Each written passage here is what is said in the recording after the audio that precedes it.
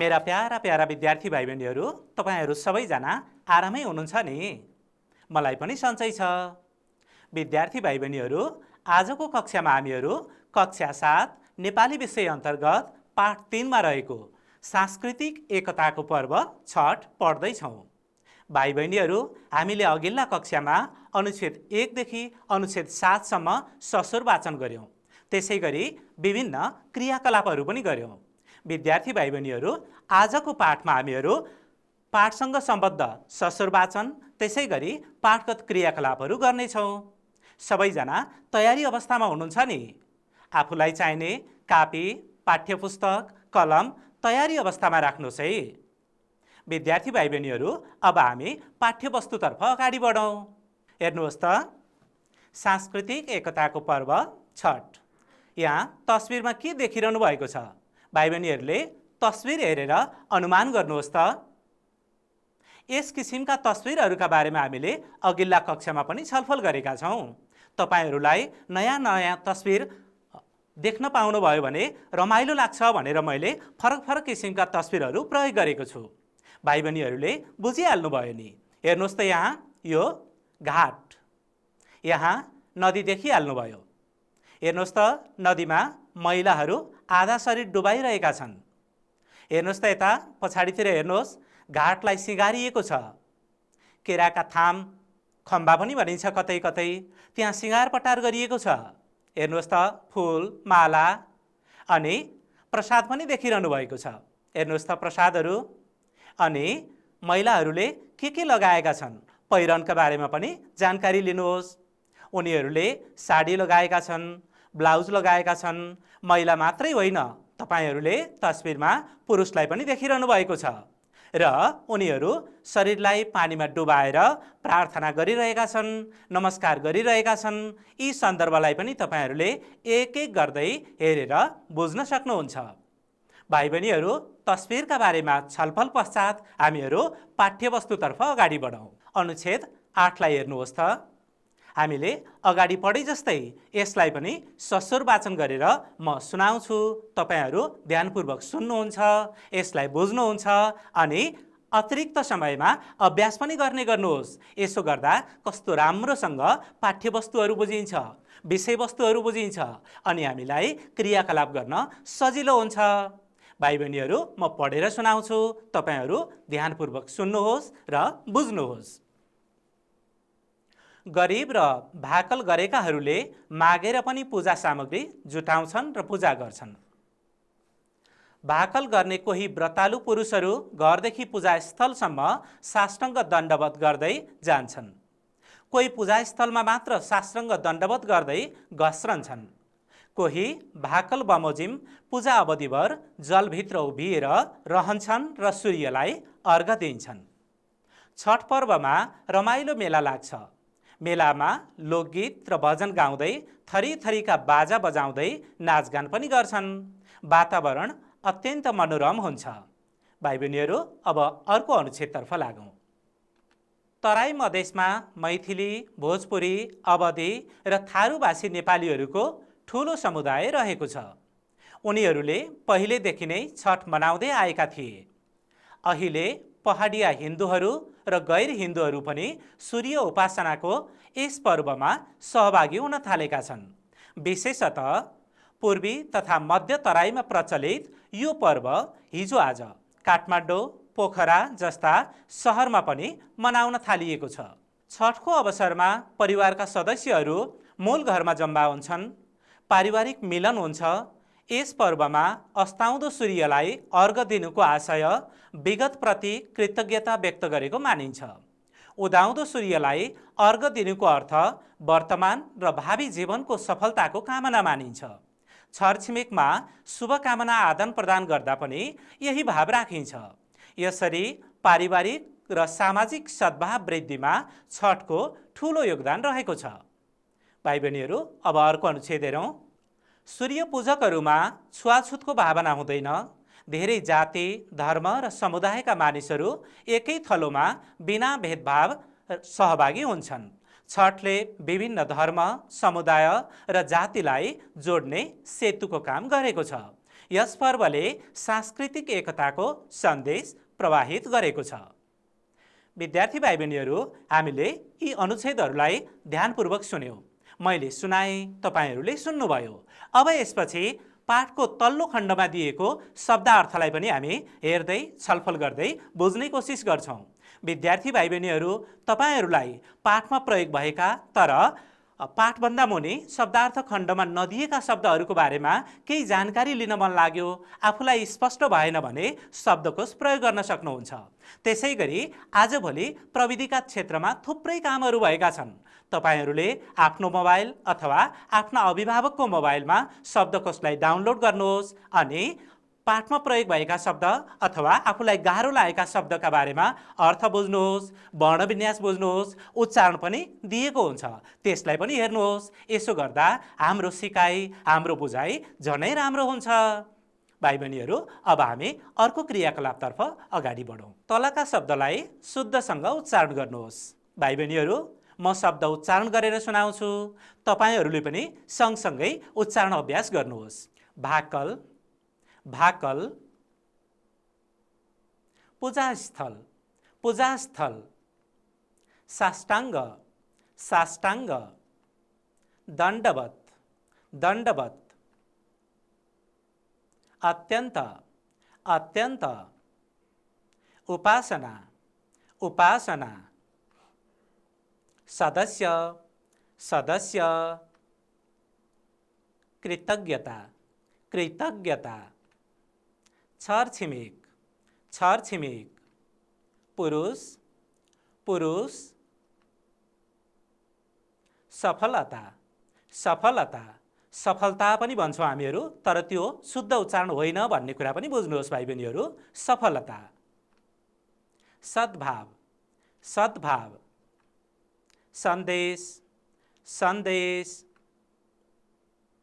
छुवाछुत, छुवाछुत। समुदाय, समुदाय। समुदाय भनिन्छ, समुदाय भनेको सुन्छौँ हामीहरू, तर त्यो शुद्ध उच्चारण होइन।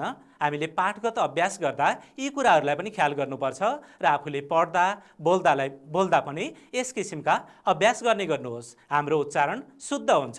समुदाय, ख्याल गर्नुहोस् है। भाइ बहिनीहरू, हामीले शुद्ध उच्चारण अभ्यास गऱ्यौँ। अब यसपछि पाठमा रहेका शब्द र तिनका अर्थहरूलाई पालै पालो बुझ्दछौँ। ध्यानपूर्वक अगाडि हेर्नुहोस् है त। शब्द, अर्थ। हेर्नुहोस् त भाइ बहिनीहरू, भाकल, यो त तपाईँहरूलाई परिचित लाग्ने शब्द हो। तपाईँहरू यो शब्दसँग परिचित हुनुहुन्छ। ल, अर्थ अनुमान गर्नुहोस् त। कुनै कामको सफलताका लागि देवी देवतालाई गरिने कबुल। कुनै कामको सफलताका लागि देवी देवतालाई गरिने कबुल। भाकल चढाउने, भाकल बुझाउने भन्ने चलन रहेको छ। साष्टाङ्ग दण्डवत, यो पनि तपाईँहरूलाई अलि गाह्रो लाग्ने शब्द हुनसक्छ, तर यी प्रसङ्गहरू चाहिँ हामीले गरि नै रहेका हुन्छौँ। आफ्ना अभिभावकहरूलाई, आफ्ना बुबा आमा, हजुरबा हजुरआमा, आफ्ना मान्यवरलाई हामी साष्टाङ्ग दण्डवत गर्छौँ। हेर्नुहोस् त अर्थमा। शिर, हात, गोडा, हृदय, आँखा, तिघ्रा, मन र वचन 8 अङ्गले भुइँ छोएर लट्ठी जस्तै तेर्सिएर गरिने प्रणाम। हामी भुइँमा लम्पसार परेर शिर झुकाएर साष्टाङ्ग दण्डवत गर्छौँ, ढोग्ने काम गर्छौँ, हो त्यसलाई नै साष्टाङ्ग दण्डवत भनिन्छ। हामी मातापितालाई, हजुरबा हजुरआमालाई, यसै गरी देवी देवतालाई साष्टाङ्ग दण्डवत गर्छौँ। बुझिहाल्नुभयो नि। मनोरम, अर्थ हेर्नुहोस्, मन लोभ्याउने, मनोहर। गैर हिन्दू, हिन्दू बाहेक, हिन्दू बाहेकका व्यक्तिलाई गैर हिन्दू भनियो। उपासना, यो पनि तपाईँहरूले बुझेकै शब्द हो। ल, अर्थ अनुमान गर्नुहोस् त। हो त, तपाईँहरूको अनुमान सही छ। पूजा, आराधना। विगत, बितेको समय, बितेको समय। कृतज्ञता, अरूको सहयोग वा परोपकारप्रति आभारी हुने अवस्था, आभार। आभार हुनुलाई कृतज्ञता भन्दछन्। भावी, अर्थ हेर्नुहोस्, भविष्यको, आगामी। सद्भाव, समाजमा एक अर्काप्रति दर्शाइने राम्रो भावना। हामीले सामाजिक सद्भाव राख्नुपर्छ। यही प्रसङ्गमा पनि हामीहरूले कुराकानी गरिरहेका हुन्छौँ, बोलिरहेका हुन्छौँ, त्यसलाई पनि ख्याल गर्नुपर्छ। अर्को शब्द हेर्नुहोस् त, सूर्यपूजक। अर्थ के होला? सूर्य भनेको त सूर्य भइहाल्यो, पूजक भनेको पूजाको सन्दर्भ भनेको होला। अनुमान गर्नुहोस् है, तपाईँहरूको अर्थ, तपाईँहरूले अनुमान गर्नुभएको अर्थ मिलिरहेको छ अथवा छैन, तुलना पनि गर्नुहोस्। सूर्यलाई पूजा गर्ने। अर्को शब्द छ सेतु। सेतु भनेको के होला भाइ बहिनीहरू? हेर्नुहोस् त अर्थमा, पुल। सेतुलाई पुल भनिन्छ। सांस्कृतिक एकता। अर्थ हेर्नुहोस्, संस्कृतिले एक बनाएको अवस्था, जसलाई हामी सांस्कृतिक एकता भन्छौँ। सांस्कृतिक एकताको सन्दर्भ संस्कृतिसँग हुँदो रहेछ भन्ने कुरालाई पनि ध्यान दिनु पर्यो। भाइ बहिनीहरू, हामीले यस खण्डमा शब्द र तिनका अर्थलाई पालै पालो बुझ्यौँ। अब शब्द र अर्थको बुझाइपछि हामी त्यसलाई वाक्यमा प्रयोग गर्ने तरिका सिक्छौँ। खास गरेर विद्यार्थी भाइ बहिनीहरूले पाठमा प्रयोग भएका शब्दलाई कसरी अर्थपूर्ण वाक्य बनाइदो रहेछ भन्ने कुरालाई ध्यान दिनुहोस्। विद्यार्थी भाइ बहिनीहरू, यहाँ मैले उदाहरणका रूपमा केही वाक्यहरू ल्याएको छु। ती वाक्यलाई आधार बनाएर तपाईँहरूले स्वतन्त्र रूपमा वाक्य रचना गर्न सक्नुहुन्छ। तपाईँहरूले यसैलाई आधार मान्नुपर्छ भन्ने छैन, अर्थात् यहाँ प्रयोग भएको वाक्य नै हुनुपर्छ भन्ने छैन। अर्थ खुल्ने गरी हामी विभिन्न किसिमका वाक्यहरू बनाउन सक्छौँ, अनगिन्ती वाक्यहरू बनाउन सक्छौँ। तपाईँलाई अप्ठ्यारो लागेका शब्दहरू अतिरिक्त समयमा पढ्ने बुझ्ने पनि गर्नुहोस् र यसरी वाक्य बनाउँदै बुझ्ने अभ्यास गऱ्यौँ भने हामीलाई शब्दको सन्दर्भ, शब्दको अर्थ, विषयवस्तु बुझ्न झनै सजिलो हुन्छ। भाइ बहिनीहरू, अब हामी वाक्य निर्माणतर्फ अगाडि बढ्छौँ। भाकल वाक्य हेर्नुहोस् त, रामलालले मनोकामना मन्दिरमा भाकल चढायो। अर्को शब्द हेर्नुहोस्, मनोरम। यसको वाक्यलाई पनि याद गर्नुहोस् भाइ बहिनीहरू। चन्द्रागिरीबाट काठमाडौँ उपत्यकाको मनोरम दृश्य देखिन्छ। मनै बहलाउने किसिमको रमाइलो दृश्य देखिन्छ भनिएको हो। हामीले सन्दर्भलाई राम्रोसँग बुझेर, अर्थलाई राम्रोसँग बुझेर वाक्यमा कसरी प्रयोग गरिन्छ भन्ने नमुना हेर्नुहोस्। र तपाईँलाई बुझ्न सजिलो होस् भनेर मैले शब्दखण्डमा भएको शब्दलाई वाक्यमा प्रयोग गर्दा रङ्गीन बनाएको छु। कहाँ कसरी प्रयोग भएको रहेछ त्यसलाई पनि ठम्ब्याउनुहोस्। ल, अर्को शब्द हेरौँ है त, उपासना। उपासना हेर्नुहोस् त, व्रतालुहरू भगवानको उपासना गरेपछि भजन गाउँदैछन्। सजनाले विगतमा व्यापारबाट धेरै पैसा कमाइन्। विगतको अर्थ के हुँदो रहेछ? पहिला बितेको समयमा भन्ने कुरा हो। सेतु हेर्नुहोस् त वाक्य, छठ पर्वले विभिन्न जातिमा सांस्कृतिक एकताको सेतुको काम गरेको छ, जोड्ने काम गरेको छ, विभिन्न जात जातिहरूलाई एउटै बनाउने काम गरेको छ भन्ने सन्दर्भ यहाँ आएको छ। यो अर्थलाई तपाईँहरूले बुझिहाल्नुभयो। अर्को शब्द हेर्नुहोस्, सद्भाव। हामीले सबै मानिसप्रति सद्भाव राख्नुपर्छ, राम्रो भावना राख्नुपर्छ, त्यही भनिएको त हो नि। विद्यार्थी भाइ बहिनीहरू, हामी वाक्य रचना अभ्यासपछि अब पाठगत अभ्यासतर्फ अगाडि बढ्छौँ। अभ्यास 1 मा हेर्नुहोस् त, त्यहाँ केही प्रश्नहरू रहेका छन् र निर्देशमा भनिएको छ कि एक एक वाक्यमा उत्तर भन्नुहोस्। हामीले पाठ बुझिसक्यौँ, पाठ पढिसक्यौँ। अब तिनै सन्दर्भमा आधारित भएर एक एक वाक्यमा हामीले उत्तर भन्नुपर्ने हुन्छ। विद्यार्थी भाइ बहिनीहरूले प्रश्न सुनिसकेपछि उत्तरलाई अनुमान लगाउनुहोस्। तपाईको उत्तर सही छ अथवा छैन त्यसलाई ख्याल गर्नुहोस्। विषयवस्तु राम्रोसँग बुझिसकेपछि यस किसिमका अभ्यास गर्न त सजिलो लाग्छ, रमाइलो पनि लाग्छ। ल, हामी पाठगत अभ्यासतर्फ नै अगाडि बढौँ। हुन्छ, छठ कसले मनाउने पर्व हो? भाइ बहिनीहरू अनुमान गर्नुहोस् त, छठ पर्व कसले मनाउँछ? हामी पाठभन्दा बाहिर गएर पनि यस किसिमका उत्तरहरू दिन चाहिँ सक्छौँ, तर मुख्य गरी हामीले पाठमा प्रयोग भएका शब्द, पदावली, वाक्यलाई आधार मान्नुपर्ने हुन्छ। स्वतन्त्र रूपमा उत्तर दिन चाहिँ पाइँदैन है। ल, तपाईँहरूको अनुमान कतिको सही छ? अनुमान गर्नुहोस् त। छठ तराई मधेस मुलका हिन्दू धर्मावलम्बीहरूले मनाउने पर्व हो। भाइ बहिनीहरू उत्तर दिँदाखेरि यस किसिमका उत्तरमा एउटा शब्द अथवा केही शब्दमा पनि उत्तरहरू आउन सक्छन्, तर हामीले त्यसो नगरिकन वाक्यात्मक संरचनामा उत्तर दिनुपर्छ। वाक्यात्मक संरचना भन्नाले हेर्नुहोस् त, छठ कसले मनाउने पर्व हो? उत्तर हेर्नुहोस् है, छठ तराई मधेस मुलका हिन्दू धर्मावलम्बीहरूले मनाउने पर्व हो। हिन्दू धर्मावलम्बीहरूले मनाउने पर्व हो, यो मूल उत्तर हो। यो मूल उत्तरलाई हामीले प्रश्नको ढाँचामा संरचना मिलाउनुपर्छ र उत्तर भन्ने गर्नुपर्छ। ल अर्को प्रश्नतिर जाउँ त। छठ शब्द कसरी बनेको हो? यो पनि तपाईहरूलाई सजिलो लाग्छ। संस्कृत भाषाको षष्ठी शब्द अपभ्रंश भएर, अपभ्रंश हुनु भनेको रूप बिग्रिएर, रूप बदलिएर छठ शब्द बनेको हो। हेर्नुहोस् त, यसलाई उत्तरमा यसरी प्रयोग गरियो। छठ शब्द संस्कृत भाषाको षष्ठी शब्द अपभ्रंश भएर बनेको हो। अर्को प्रश्न, अब छठमा कुन कुन देवी देवताको पूजा हुन्छ? भाइ बहिनीहरूले यो त धेरै बुझिसक्नु भएको छ। प्राय अनुमान गर्नुहोस् त, दोस्रो अनुच्छेदमा पनि यी प्रसङ्गहरू आएका थिए। सूर्यदेव, सूरज बाबा, छठी माई हो, तिनै कुराहरूलाई हामीले यहाँ उत्तर दिनुपर्ने हुन्छ। ल उत्तर हेर्नुहोस् त, छठमा भगवती छठी माई र सूर्यदेवको पूजा हुन्छ। छठी माई र सूर्यदेवको पूजा हुन्छ, बुझिहाल्नुभयो। छठमा कसको नेतृत्वमा पूजा हुन्छ? पूजाको नेतृत्व कसले लिन्छ भनेको हो? परिवारका कुन सदस्यले छठ पूजाको नेतृत्व लिनुहुन्छ? अनुमान गर्नुहोस् त, वृद्ध हो कि, वृद्धा हो कि, महिला हो कि, पुरुष हो कि? हो, त्यही उत्तर यहाँ अपेक्षा गरेको छ। त्यही उत्तर हामीले यहाँ मिलाउनु पर्ने हुन्छ। भाइ बहिनीहरूले मिलाइहाल्नुभयो नि। हेर्नुहोस् त, छठमा परिवारका ज्येष्ठ महिलाको नेतृत्वमा पूजा हुन्छ। छठमा परिवारका ज्येष्ठ महिलाको नेतृत्वमा पूजा हुन्छ। अर्को प्रश्न हेरौँ अब। छठमा कुन कुराको बढी ख्याल गरिन्छ? अनुमान गर्नुहोस् त भाइ बहिनीहरू, छठको मुख्य ख्याल गरिने विषयवस्तु अथवा क्षेत्र के रहेछ?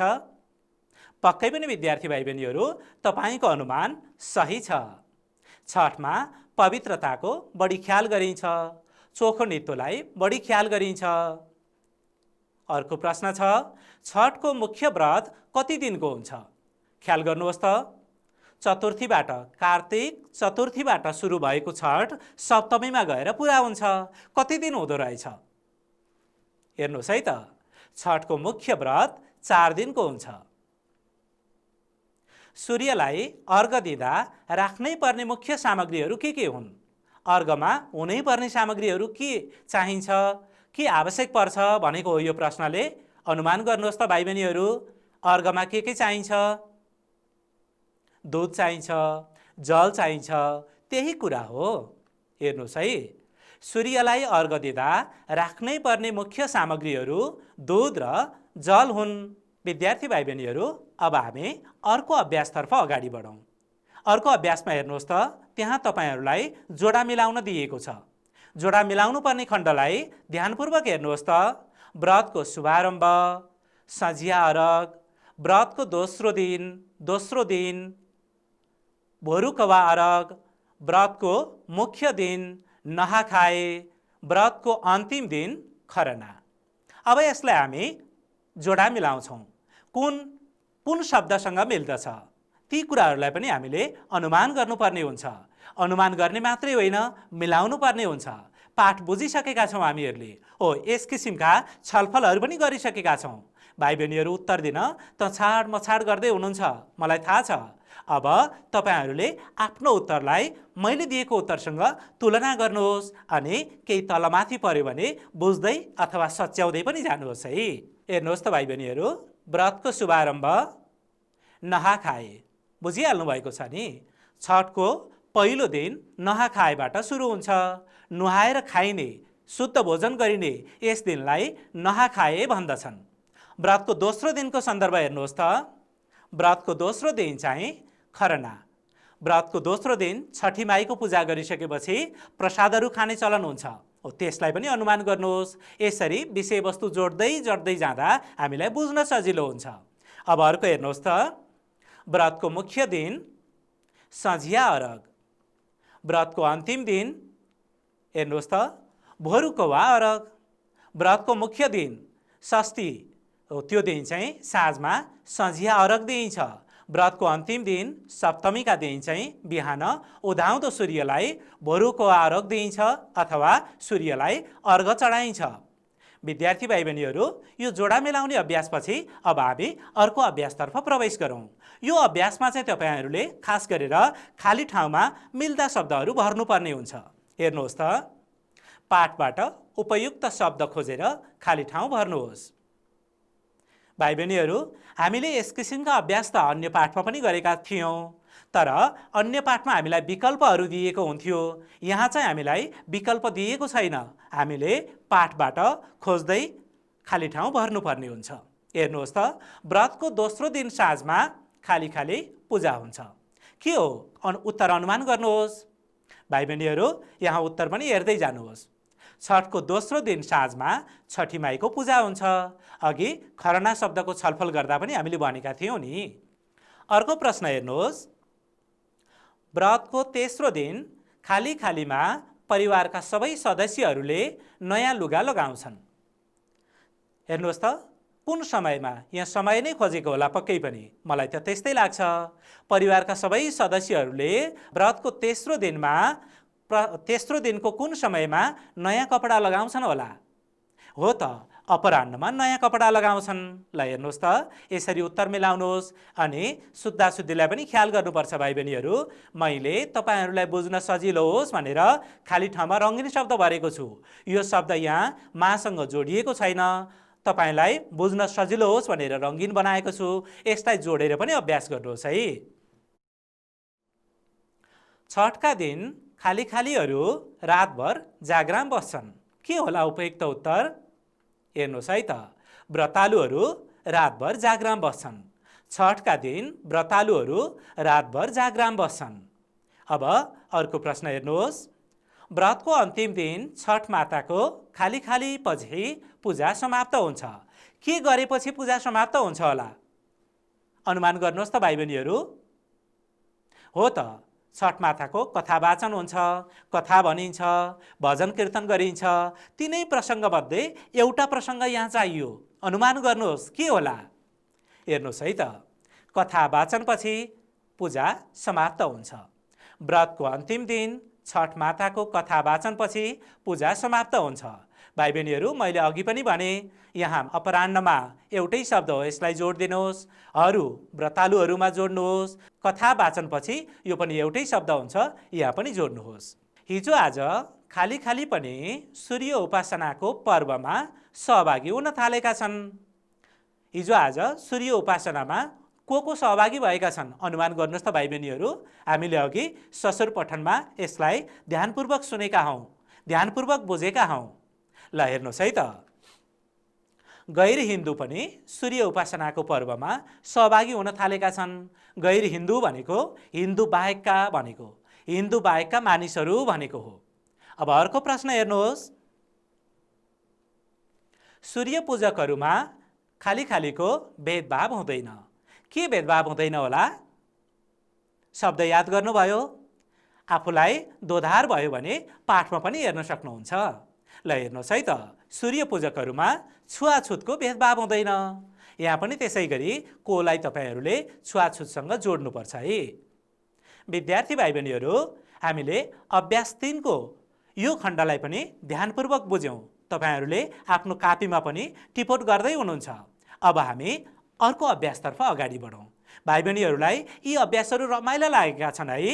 सँगसँगै मैले भने जस्तै तपाईँहरू पनि अभ्यास गरिरहनु भएको छ।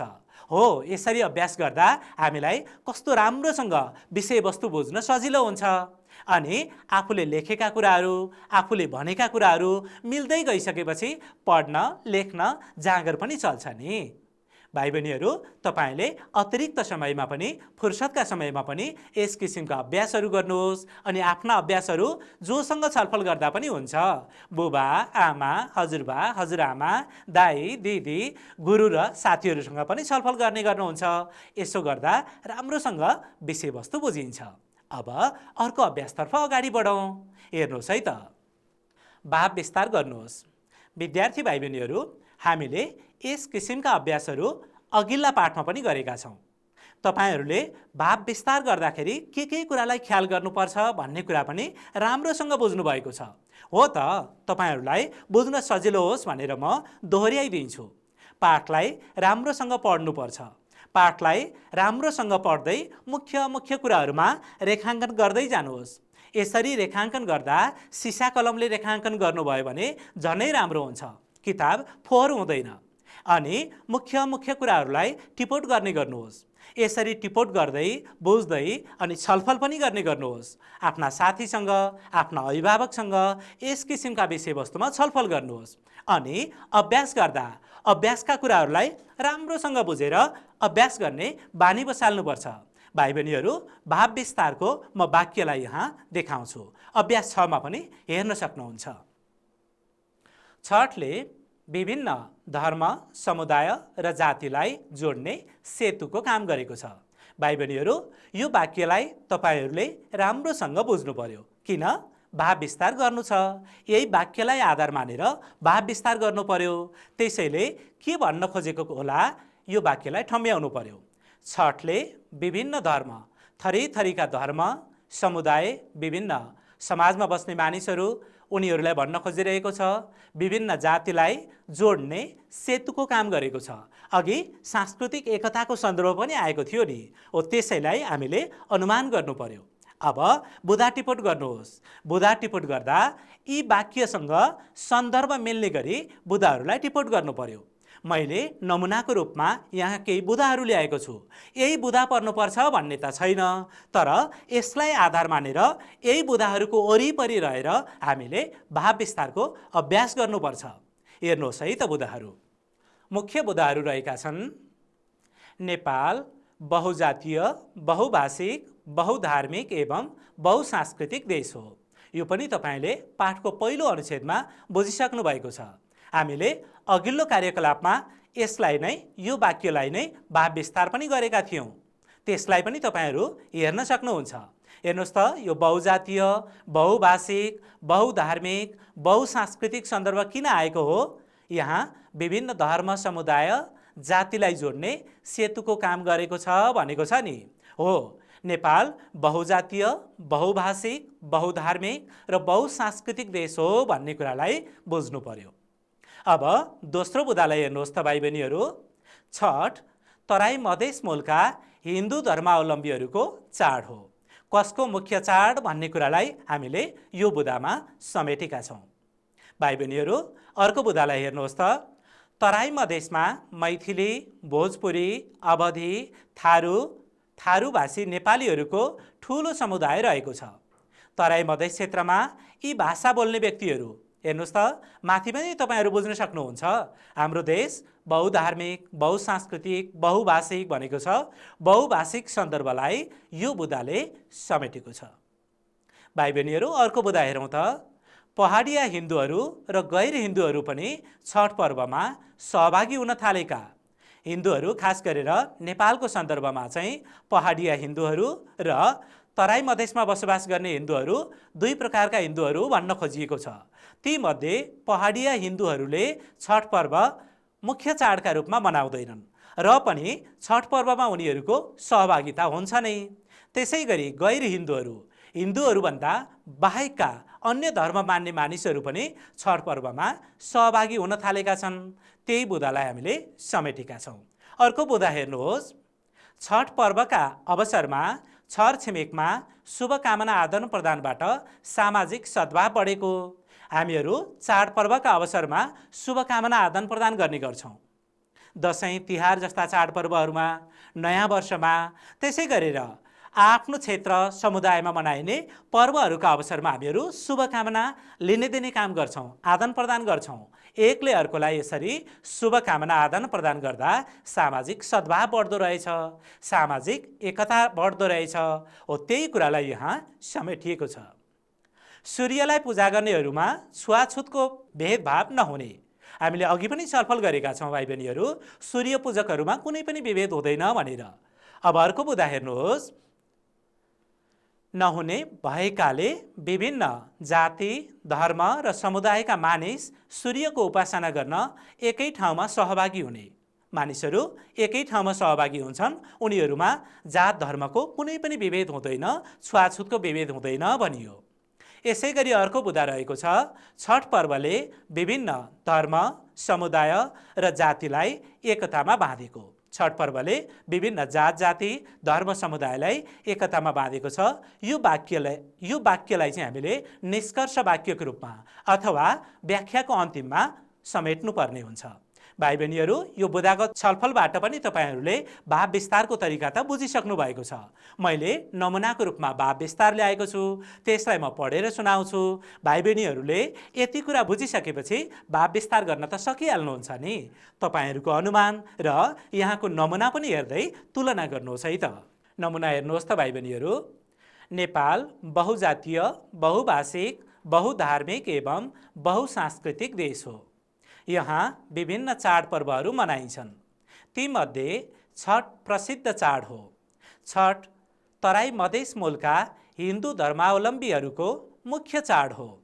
तराई मधेसमा मैथिली, भोजपुरी, अवधी र थारूभाषी नेपालीहरूको ठुलो समुदाय रहेको छ। उनीहरूले पनि पहिलेदेखि नै छठ पर्व मनाउँदै आएका छन्। अचेल पहाडिया हिन्दूहरू र गैर हिन्दूहरू पनि छठ पर्वमा सहभागी हुन थालेका छन्। हिजो आज काठमाडौँ, पोखरा लगायतका सहरहरूमा पनि छठ पर्व मनाउन थालिएको छ। भाइ बहिनीहरू, छठ तराई मधेसमा मात्रै होइन, देशका विभिन्न ठाउँहरूमा, देशका विभिन्न सहरहरूमा मनाइएको प्रसङ्गले पनि यहाँ छठ पर्वले विभिन्न धर्म, समुदाय र जातिलाई जोड्ने सेतुको काम गरेको हुन्छ भन्ने कुरालाई बुझ्न सक्नुहुन्छ। हेर्नुहोस् त अगाडि, यसबाट सामाजिक सद्भाव बढेको छ। छठका व्रतालुहरूमा छुवाछुतको भेदभाव हुँदैन। यसकारण विभिन्न जाति, धर्म र समुदायका मानिस सूर्यको उपासना गर्न एकै ठाउँमा सहभागी हुन्छन्। यसरी छठ पर्वले विभिन्न धर्म, समुदाय र जातिलाई जोड्ने सेतुको काम गरेको छ। यसरी हामीलाई भाव विस्तार गर्न दिएको वाक्यलाई स्पष्ट हुने गरी यही वाक्यसँग सम्बन्धित, यही अंशसँग सम्बन्धित रहेर भाव विस्तार गर्नुपर्छ। भाइ बहिनीहरू, अभ्यास 7 हेर्नुहोस् त। अब छठका मुख्य विशेषताहरू के हुन् 10 वाक्यमा लेख्नुहोस् भनेको छ। हामीले सँगै पाठ पढिसक्यौँ, बुझिसक्यौँ अनि पाठका विभिन्न अभ्यास गर्दा छलफल पनि गऱ्यौँ। तिनै बुँदाहरूलाई अनुमान गर्नुहोस् है त। छठका मुख्य विशेषताहरू हेर्नुहोस् त। छठ पर्व वैदिक कालदेखि नै मनाइँदै आएको जनविश्वास। छठमा सूर्यदेव र भगवती छठी माईको पूजा आराधना हुने। मुख्य व्रत 4 दिनको हुने। छठको पहिलो दिन व्रतालुले नुहाएर शाकाहारी भोजन गर्नुपर्ने। छठको मुख्य दिन षष्ठी तिथिमा केरा, ओखु, मेवा, नरिवल आदि पूजा सामग्री तयार गरिने। परिवारका ज्येष्ठ महिलाले पूजा सामग्री लिएर जलाशय वा नदीमा पसी अस्ताउन लागेको सूर्यलाई हात जोडेर ढोग्ने। षष्ठी तिथिका दिन राति व्रतालुहरू घाट, नदी वा जलाशयमा भजन गाउँदै रातभर जागराम बस्ने। छठको अन्तिम दिन छठ माताको कथा वाचन गरी पूजा समाप्त हुने र प्रसाद बाँडेर खाइने। छठ पर्वमा पहाडिया हिन्दूहरू र गैर हिन्दूहरू पनि सहभागी हुन थालेका। छरछिमेकमा शुभकामना आदान प्रदान गरी सांस्कृतिक एकताको सन्देश दिइने। भाइ बहिनीहरू, मैले नमुनाका रूपमा यहाँ 10 वाक्यहरू तपाईँहरूलाई सुनाएँ। तपाईँहरू पनि यस्तै गरी यही तरिका अपनाएर बुँदा टिपोट गर्नुहोस् अनि 10 वाक्यमा छठका मुख्य विशेषताहरू लेख्नुहोस्। यी क्रियाकलाप गर्न त सकिहाल्नुहुन्छ नि। विद्यार्थी भाइ बहिनीहरू, आजको कक्षामा हामीहरूले सांस्कृतिक एकताको पर्व छठ पाठको अनुच्छेद 8 देखि अनुच्छेद 12 सम्म ससुर पठन गऱ्यौँ। यसै गरी विभिन्न क्रियाकलापहरू गऱ्यौँ, शब्दार्थ बुझ्यौँ, वाक्यमा प्रयोग गऱ्यौँ अनि पाठगत अभ्यासहरू गऱ्यौँ। यसरी बुझ्दै बुझ्दै अभ्यास गर्दा तपाईँहरूलाई बुझाइमा झनै सजिलो परेको छ। आफ्नो फुर्सदको समयमा यस किसिमका अभ्यास गर्न समय लगाउनुहोस्। यसरी बुझ्दै बुझ्दै छलफल गर्दै अभ्यास गर्दा पढाइ व्यवस्थित हुन्छ। विद्यार्थी भाइ बहिनीहरू, आजको कक्षाको निर्धारित समय सकिनै लाग्यो। म आजको कक्षाबाट बिदा हुने अनुमति चाहन्छु। फेरि अर्को कक्षामा तपाईँहरूसँग रमाइलो भेटघाट हुने नै छ। सम्पूर्ण विद्यार्थी भाइ बहिनीहरूलाई नमस्कार।